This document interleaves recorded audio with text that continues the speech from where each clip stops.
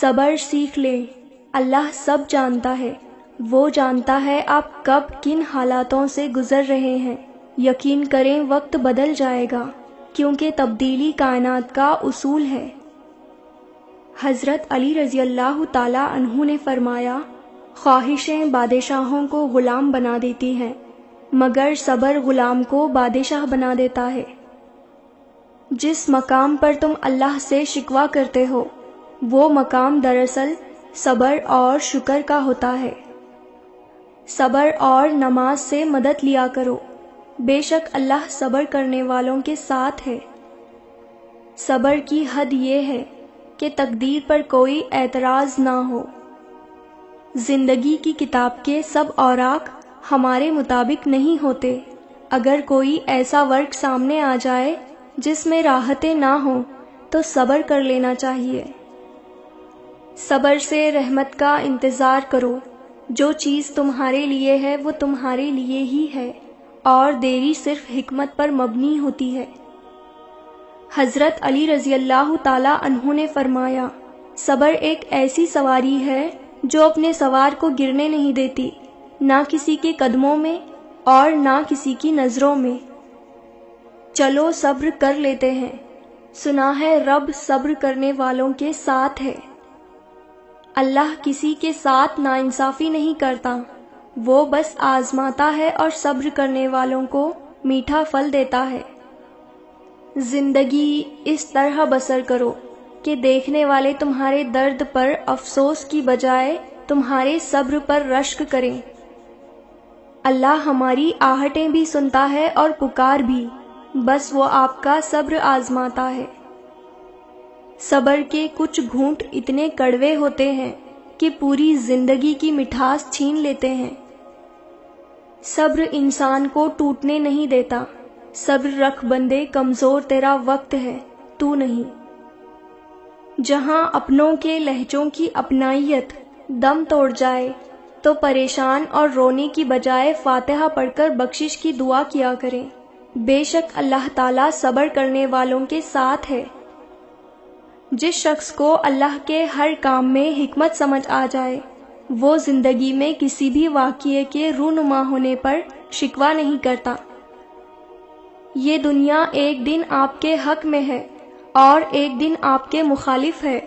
جب حق میں ہو تو شکر ادا کریں اور جب مخالف ہو تو صبر کریں۔ صبر کی ایک بات بہت اچھی لگتی ہے، جب آ جاتا ہے تو کسی کی بھی طلب نہیں رہتی۔ صبر رکھیں، اذیت اجر بن جائے گی۔ ضروری نہیں کہ کسی کی بد دعا یا آہ تمہارا پیچھا کرے، بعض اوقات کسی کا صبر بھی تمہاری خوشیوں کی راہ میں رکاوٹ بن سکتا ہے۔ دکھ میں کبھی پچھتاوے کے آنسو مت بہاؤ، بلکہ یہ سوچو کہ تم وہ خوش نصیب ہو جس کو اللہ نے آزمائش کے قابل سمجھا۔ زندگی کسی کی بھی آسان نہیں ہوتی، زندگی کو آسان بنایا جاتا ہے، پیار سے، خلوص سے اور برداشت سے۔ انسان ہمیشہ تکلیف میں ہی سیکھتا ہے، خوشی میں تو پچھلے سبق بھی بھول جاتے ہیں۔ صبر کا گھونٹ دوسروں کو پلانا آسان ہے، خود پیتے ہوئے پتہ چلتا ہے کہ ایک ایک قطرہ کتنا مشکل ہوتا ہے۔ دکھ انسان کو یا تو ریت کی طرح ڈھا دیتا ہے یا پھر چٹان کی طرح خوردرا اور سخت بنا دیتا ہے۔ صبر کا دامن ہاتھ سے نہ چھوڑو، کیونکہ ہر کام آسان ہونے سے پہلے مشکل تھا۔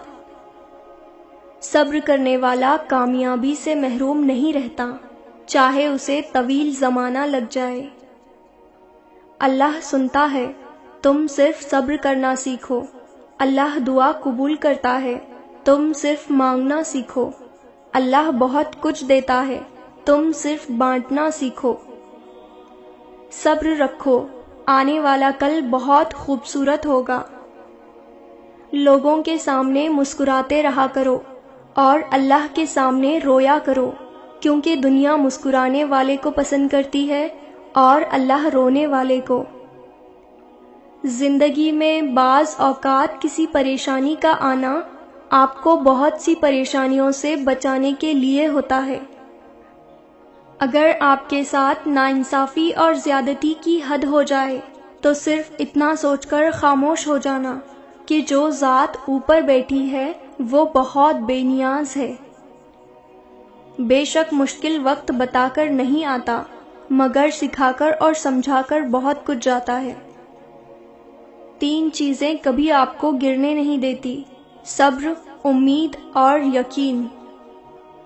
اللہ تعالیٰ نے جو دیا ہے وہ اسی کا ہے، اور جو کچھ لیا ہے وہ بھی اسی کا ہے، اور ہر چیز کی مدت مقرر ہے، بس صبر کرو۔